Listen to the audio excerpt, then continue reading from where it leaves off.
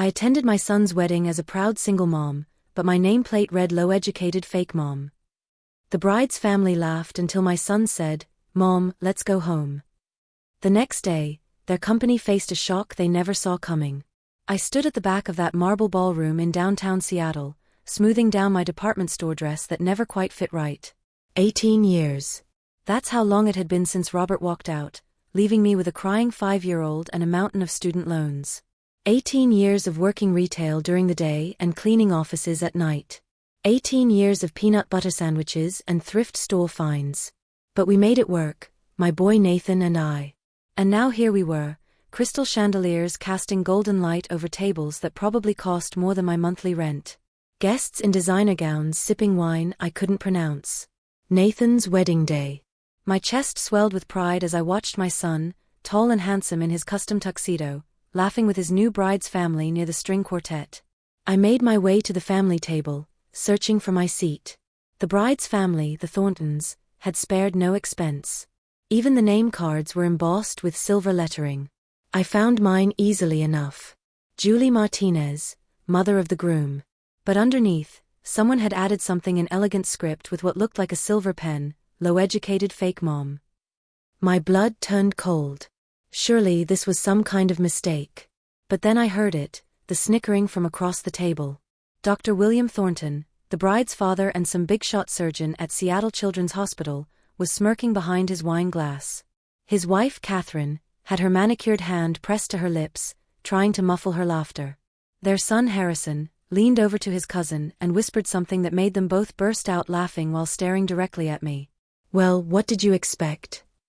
I heard Dr. Thornton say to his wife. The woman stocks shelves for a living. Probably had Nathan when she was 16 and never finished high school.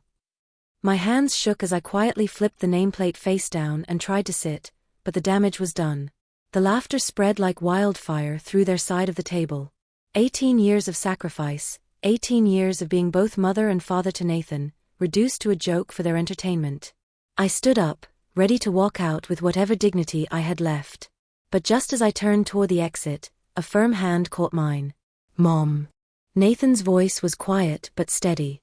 His eyes met mine, and I saw something burning there. Something I hadn't seen since he was 10 and stood up to bullies at Lincoln Elementary. "Let's go home, Nathan. It's your wedding." "Let's go home," he repeated louder this time. The string quartet stopped mid-song. Conversations died. 200 guests turned to stare as my son looked directly at the Thornton family table and said clearly, "You all just made the biggest mistake of your lives." He didn't yell, didn't explain, just walked out of that ballroom with me, leaving his bride and her family stunned in our wake. And the next day changed everything. The drive back to my little apartment in Ballard was dead silent, except for the hum of Nathan's BMW, a car that still made me uncomfortable every time I saw it. He bought it last year with his tech job, though he'd always been vague about the details. My son kept his eyes on Elliott Bay, jaw clenched tight as the water stretched out dark and endless beside us. Not a word until we reached my building. The same 2-story complex where I'd raised him, where the heating still rattled in winter and Mr. Chin downstairs still played his music too loud. As I fumbled for my keys, Nathan finally broke the silence. "You know, Mom, I saw it." I froze. The nameplate. I saw it before you did. I was watching from the side when Harrison's cousin wrote it. I was waiting to see what you'd do. My heart sank. Then why didn't you stop them? Why didn't you say something sooner? Nathan looked at me with an expression I hadn't seen since his father left. Raw pain mixed with something harder, colder. Because I needed to know if they'd really do it, if they'd actually humiliate the woman who raised me on the most important day of my life. His voice cracked slightly. And they did. He pulled out his iPhone and showed me a video, security footage somehow. Dr. Thornton laughing as he handed the silver pen to Harrison's cousin. Catherine joking about trailer trash walking among civilized people. And worst of all, Nathan's bride, Amanda herself, nodding and saying, "My real mother is the woman I'm marrying into status with. That retail worker, she's just a formality." I felt like I'd been punched in the gut. But Nathan was ice-cold calm. "Mom, there's something I never told you. I never signed their prenup." I blinked. "You didn't." "They begged me to." Dr. Thornton even offered to invest in my little computer business if I'd sign it. Nathan's smile was sharp as a razor. But by then, I'd already built something. Quietly, with my college roommate Alex, a cybersecurity firm called Shield Dynamics. My mind reeled. Nathan, what are you saying? Last year, Google acquired us. Clean deal, all cash. He looked me straight in the eye. I made $38 million, Mom. Enough to buy and sell the entire Thornton family empire if I wanted to. I sat down hard on my old couch, the same one where I'd helped him with homework for 10 years. Nathan opened his laptop. They thought they were getting a trophy husband, some naive kid they could mold and control. What they didn't realize is that I've been playing chess while they were playing checkers. His fingers flew over the keyboard. And tomorrow morning, they're going to find out who they really tried to humiliate. I woke up at 5 a.m. to the smell of coffee. Real coffee, not the instant stuff I usually made. Nathan was already dressed in a charcoal suit that probably cost more than my car. Standing at my kitchen counter with a manila folder thick as a phone book. Today's the day, Mom. Today they learn who you really are to me. Nathan handed me the folder with steady hands. Not some fake mom, but the woman who made me everything I am. Inside were financial reports, ownership documents, and corporate filings. The Thornton family business, Thornton Medical Investments, a chain of private clinics and medical facilities across the Pacific Northwest, was bleeding money. Quietly, desperately. And Nathan had been buying up their silent partner shares for the past year through shell companies with names like Shield Holdings and Martinez Investment Trust. You already own part of their company? I whispered. Nathan's grin was wolfish. Try 46%. And as of 9 a.m. today, when the Peterson Healthcare Fund sells me their 15% stake, I'll own the majority. My coffee cup trembled in my hands. Nathan, how did you even know they were in trouble? Amanda let it slip months ago. Said her father was stressed about cash flow issues, but that the family name would protect them. Nathan's eyes hardened. I started digging. Turns out Dr. Thornton has been making some very questionable investment decisions. Expanding too fast, borrowing against assets, using company funds for personal expenses. He showed me spreadsheets on his laptop. Red numbers everywhere. They're leveraged to the hilt, Mom. One bad quarter away from bankruptcy. The only thing keeping them afloat is their reputation and their silent investors. And now you're their biggest investor. Now I own them. The implications hit me like a truck. Nathan wasn't just getting revenge, he was dismantling their entire world, piece by calculated piece. Part of me felt a surge of pride at my son's brilliance. Another part worried about what this would cost his soul. Nathan, are you sure about this? Once you do this, there's no going back. He closed the laptop and looked at me with the same determined expression he'd worn as a little boy building Lego castles.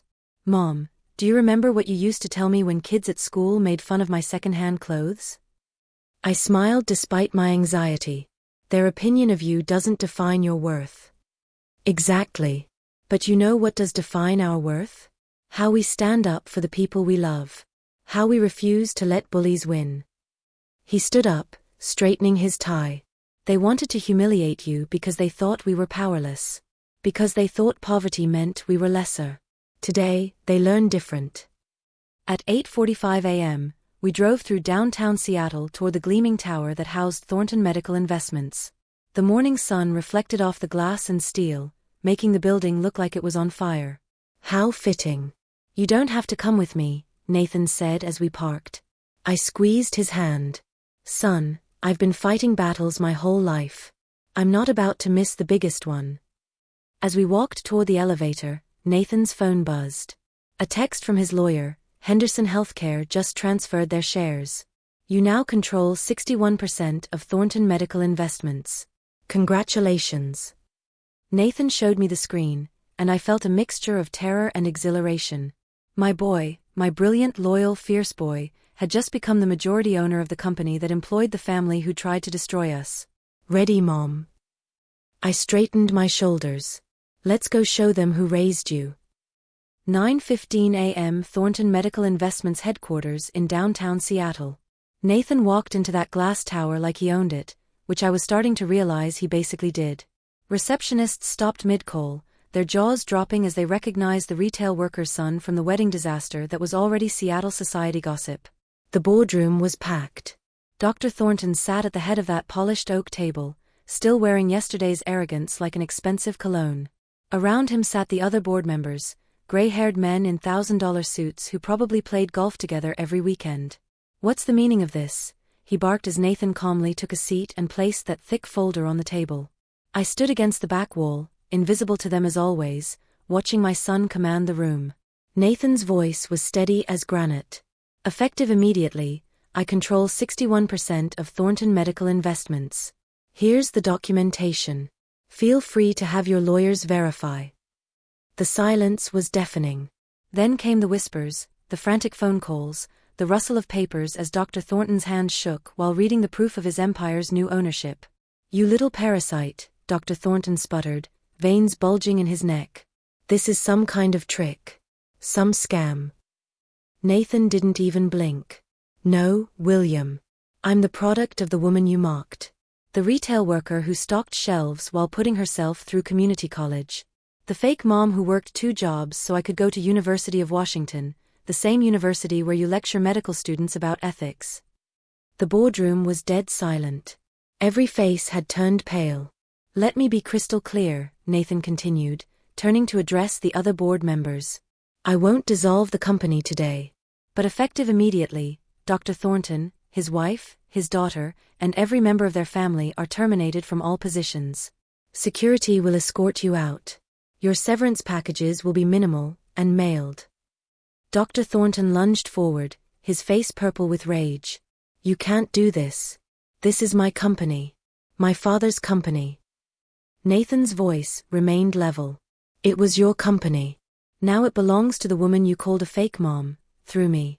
And unlike you, I actually understand the value of hard work and loyalty." Catherine Thornton, who had been silent until now, finally spoke. "This is about money, isn't it? How much do you want? We can negotiate." "This isn't about money, Catherine." Nathan stood up, his presence filling the room. "This is about respect. This is about a family who thought they could humiliate a single mother who sacrificed everything for her son. This is about learning that character isn't measured by bank accounts or country club memberships." He gathered his papers with deliberate calm. "The company will continue operating under new leadership. The employees will keep their jobs. But the Thornton family legacy in Seattle medicine? That ends today." Dr. Thornton's face crumpled as the reality hit him. 20 years of building his reputation, his family's standing in society, his children's future, all of it was crumbling because he'd underestimated the retail worker's son. Security appeared at the door as if summoned. Nathan nodded to them, then looked at me. "Mom, our business here is finished." And with that, we walked out, leaving the Thornton legacy in ashes. The weeks following what the Seattle Times called the wedding revenge takeover were a whirlwind. Nathan's story spread like wildfire through social media and business circles. Headlines ranged from groom shocks elite in-laws to from retail to revenge, the ultimate hostile takeover. My son, once dismissed as a retail worker's kid, was now being invited to speak at Stanford Business School and featured on the cover of Incorporated magazine. The tech world was calling him a genius. The business world was calling him ruthless. I was calling him my hero. As for Amanda Thornton, well, she vanished from Instagram faster than snow in July. Her carefully curated life of spa days and designer brunches went dark overnight. Word around Seattle was that she and her parents were now facing federal investigations for Medicare fraud and illegal investment schemes that Nathan's forensic accountants had uncovered during the acquisition. But Nathan kept working, kept building. He moved his company headquarters to a gleaming new office in South Lake Union, but still came by my apartment every Sunday for pot roast and Seahawks games, just like when he was 12 years old. Then came that rainy Thursday evening in November when someone knocked on my door. I opened it to find Amanda Thornton standing in my hallway, soaked from the storm, her designer makeup running down her cheeks like watercolors. "Mrs. Martinez," she said, her voice barely above a whisper. "I need to speak with Nathan." I called him over. He appeared in the doorway, took one look at her, and his expression didn't change an inch. "Nathan," Amanda's voice cracked. "I made a terrible mistake. The words tumbled out of her. I was under so much pressure from my parents, from everyone. They always made me feel like you weren't enough, like your mother was beneath us. But I realize now. Nathan raised a hand, stopping her mid-sentence. You realize now that the woman you insulted owns the building you're standing in front of? Her eyes widened. She looked past him to me sitting on my old couch. Mrs. Martinez, I'm so sorry. I was young and stupid and… Stop. My voice was quiet but firm. You're not sorry for what you did, sweetheart. You're sorry for how it turned out. She froze like a deer in headlights. Nathan pulled an envelope from his jacket pocket. Your parents signed this when they were desperate to liquidate their remaining assets. It's a non-compete clause that prevents any member of your family from working in or holding shares in any medical business in Washington state for the next 15 years. He handed it to her. That includes you. Tears streamed down her face. Nathan, please. Can't we just talk? Work something out. He looked at her one last time, and I saw in his eyes the same quiet strength I tried to teach him all those years ago. You had your chance to talk, Amanda. You chose mockery over respect. You chose public humiliation over love. Now I choose my mother's dignity over your regret. And he closed the door gently but with finality. The scared single mother's son had become a man who understood the difference between justice and revenge, and chose justice every time. 6 months later, I was sitting in the front row of the Seattle Marriott's Grand Ballroom, not as a wedding guest this time, but as the guest of honor. Nathan stood at the podium in a navy suit, addressing a crowd of Seattle's business elite, city officials, and scholarship recipients. Ladies and gentlemen, his voice carried clearly through the room, I'm proud to announce the launch of the Julie Martinez Foundation for Working Families Education. The applause was thunderous. Mayor Harrell stepped up to shake Nathan's hand. What inspired you to start this scholarship program? She asked into the microphone. Nathan's eyes found mine in the crowd. That woman right there, Julie Martinez. The one who was mocked for stocking shelves while building a life for her son. The one who worked 2 jobs so I could have opportunities she never did. The woman who taught me that real worth isn't measured in bank accounts or degrees. It's measured in integrity, sacrifice, and love. I felt tears sting my eyes as 300 people rose to their feet in applause. For the first time in my life, I felt like the richest woman in the room. After the ceremony, Nathan and I walked along the Seattle waterfront, the city lights dancing on Puget Sound like scattered diamonds. You didn't have to name it after me, I said quietly. He stopped walking and turned to face me. Mom, everything I am, everything I've built, exists because you believed in me when nobody else would. When Dad left, when kids at school made fun of my discount sneakers, when guidance counselors said I should consider realistic career options, you never stopped believing. I thought about that scared single mother I'd been 18 years ago, wondering how I'd ever raise a boy on my own. Looking at Nathan now, successful, principled, strong, I realized I hadn't just raised a son. I'd raised a man who knew the difference between being wealthy and having worth. Besides, Nathan grinned, I figure it's about time the Thornton family learned what a real legacy looks like. The foundation would go on to provide full scholarships to over 200 children from working-class families in its first year alone. But that night, walking along the water with my son, I knew I'd already received the greatest return on investment a mother could ask for. Then Nathan pulled out his phone and showed me something that made my breath catch. Mom, look at this. It was a video message from Maria Rodriguez, one of our first scholarship recipients. A young woman whose mother had cleaned offices, just like I had. She was standing in a cap and gown at her medical school graduation. Mrs. Martinez, she said into the camera, I wanted to thank you. Not just for the scholarship, but for showing me that where you come from doesn't determine where you're going. Today I'm Dr. Rodriguez, and it's because you believed in kids like me. I watched my son's face as he showed me message after message from scholarship recipients.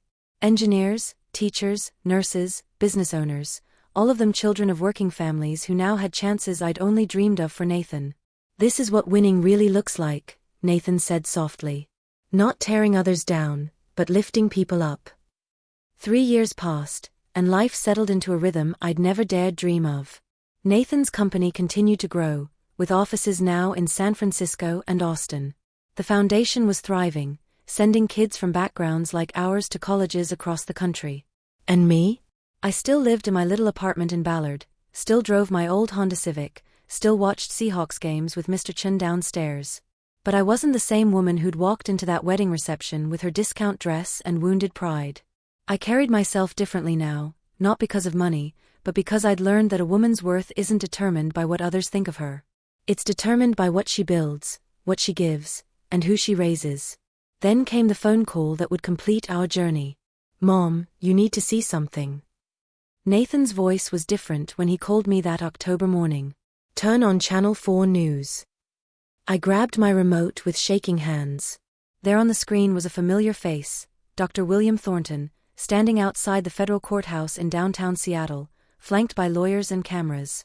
Charges of Medicare fraud and tax evasion spanning 7 years, the reporter was saying.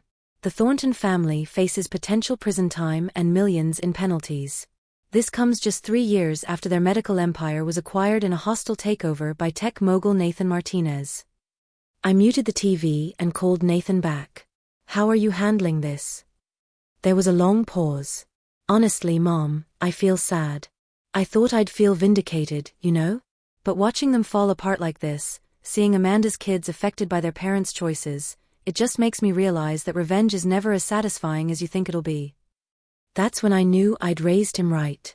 Revenge might have been sweet for a moment, but real strength, real character, meant knowing when to stop fighting and start healing. Son, I said quietly, maybe it's time to think about what comes next. What do you want to build instead of what you want to tear down? 5 years after that disastrous wedding, I found myself in another ballroom. But this time, everything was different. The Julie Martinez Foundation's annual gala was being held at the Fairmont Olympic Hotel, with over 500 guests celebrating our scholarship recipients. Nathan took the stage to thunderous applause. At 31, he'd grown into the kind of man I'd always hoped he'd become. Successful, yes, but more importantly, generous and grounded. 5 years ago, he began, my mother and I walked out of a wedding where people laughed at us for who we were. Tonight, we celebrate not what divides us, but what unites us, the belief that every child deserves a chance to dream big, regardless of where they come from. As I looked around that room filled with scholarship recipients and their families, I realized that sometimes the greatest victories aren't about defeating your enemies. They're about becoming the kind of person who doesn't need enemies at all. The scared single mother who walked into that ballroom 5 years ago was gone. In her place stood a woman who knew her worth, not because her son was successful, but because she'd raised a son who used his success to make the world better. And that, I thought, was a legacy worth building.